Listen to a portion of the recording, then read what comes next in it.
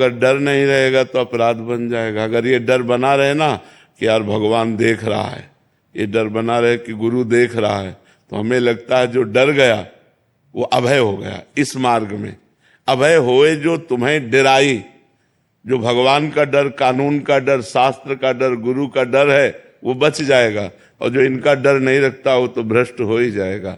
डर जरूरी है, डर जरूरी। आज डर ही तो खत्म होता जा रहा है, इसीलिए हम गिरते जा रहे हैं। अगर हमें डर हो कि भगवान देख रहा है, हमें डर हो कि गुरु संत की आज्ञा का उल्लंघन ना हो जाए, हमें डर हो कि कानून के विरुद्ध आचरण न बन जाए, तो हम बहुत अच्छे आदमी बन जाएं। डर हमें अच्छा आदमी बना देता है, और जहां इधर निडर हुआ तो फिर वो गिर जाता है। जिसे है कि हम झूठ नहीं बोलेंगे, बेईमानी नहीं करेंगे, कोई जाने या ना जाने, भगवान तो जान रहा है ना। भगवान का डर है, गुरु का डर है, संत का डर है, वो अच्छी बात है, वो अच्छी बात है। गुरु अपराध से बचने का क्या उपाय है? गुरु कृपा। गुरु के अपराध से गुरु ही बचा सकता है, दूसरा नहीं, दूसरा नहीं कह सकता। यहां तक कि भगवान भी नहीं। कबीरा हरि के रूठते गुरु की शरणे जाए, और कहे कबीर गुरु रूठते हरि नहीं होत। भगवान भी सहायता नहीं करते। यदि गुरु रूठ जाए, गुरु रूठ जाए तो सिर्फ गुरु ही क्षमा कर सकता है, दूसरा कोई, गुरु से बड़ा कोई है ही नहीं त्रिभुवन में। भगवान भी गुरु के अधीन है, तो इसलिए हमें लगता है कि भगवान ही गुरु हैं, पर गुरु रूप से भगवान अधीन। जिसको गुरु चाहे उसको भगवान की भक्ति, प्रेम भगवान प्रदान कर दे। गुरु महिमा है, इसलिए अगर गुरु से अपराध बन जाए तो गुरु के सामने ही विनय करनी चाहिए। वो कह दे जाओ क्षमा तो क्षमा, और विश्व में कहीं अपराध बना हो, गुरु क्षमा कर दे तो क्षमा हो जाए। गुरु अपराध का फल क्या होगा महाराज जी? अगर गुरु प्रगति, बुद्धि भ्रष्ट हो जाना, नाना प्रकार के रोग आना, चिंता शोक में फंस जाना, भारी समस्याओं में फंस जाना। अपराध दुख प्रदान करता है ना, विपत्ति प्रदान करता है, संकट प्रदान करता है। महाराज जी हमारी चित्तवृत्ति इधर उधर भागती रहती है। नाम जप करो, राधा राधा राधा राधा नाम जप करो। केशव श्री हरिवंश महाराज। राधे राधे महाराज जी। महाराज जी, अगर सब कुछ कर्म से होता है तो ईश्वर की कृपा क्यों जरूरी है, और अगर सब कृपा से होता है तो कर्म का मूल्य क्या है?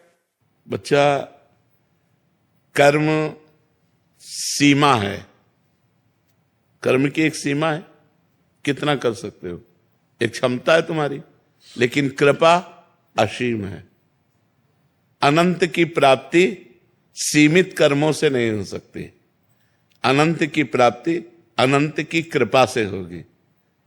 हमारी क्षमता बहुत छोटी सी है, परमात्मा बहुत महान है। उस महान परमात्मा को प्राप्त करने के लिए हमारी क्षमता नहीं है, हम प्रयास करते हैं।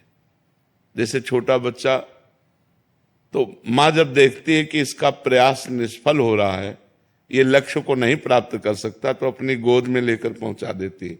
तो माँ जो गोद में लेकर पहुंचा रही वो है कृपा, और जो कर्म है वो हमारा, वो उस बच्चे की तरह है जैसे जो अपने पैरों से चल नहीं पाता, केवल घुटनों से रेंग पा। माता ने देखा कि डेहरी बहुत बड़ी है, ये पार नहीं कर पाएगा, तो गोद में लिया, उधर कर दिया। वो है कृपा। भगवान की कृपा और हमारा कर्म दोनों को देखना होगा। जब तक वो बालक रेंगता हुआ घुटनों के बल चला नहीं, तब तक मां की कृपा नहीं हुई। और जब वो चला और डेहरी नहीं नांग पा रहा, देहली, तो माता ने नंगा दिया। तो कृपा और प्रयास दोनों जरूरी है। इसमें न कोई हम ये कहें कि बड़ा न छोटा।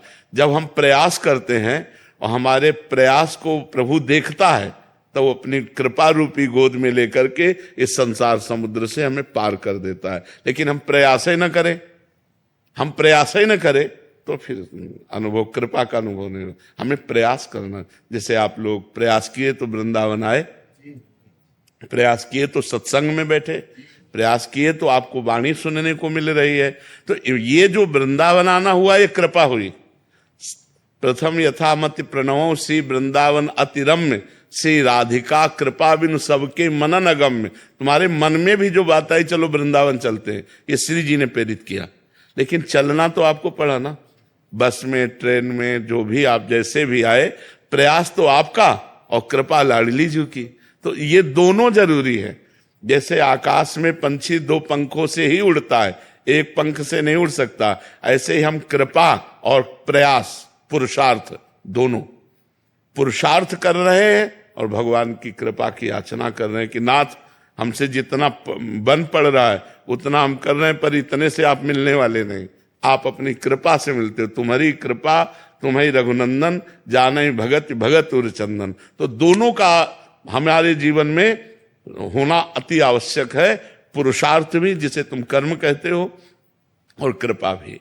भगवान की कृपा और हमारा पुरुषार्थ, तो हम जिधर जाएंगे उधर हमारा मंगल होगा और विजयी होंगे। अगर हमारा केवल पुरुषार्थ ही रहा तो उसमें फिर प्रारब्ध काम करेगा, वो हमें फेल करेगा, हमें पास करेगा, और कृपा रही तो हम पास ही पास होंगे, फेल हो ही नहीं सकते।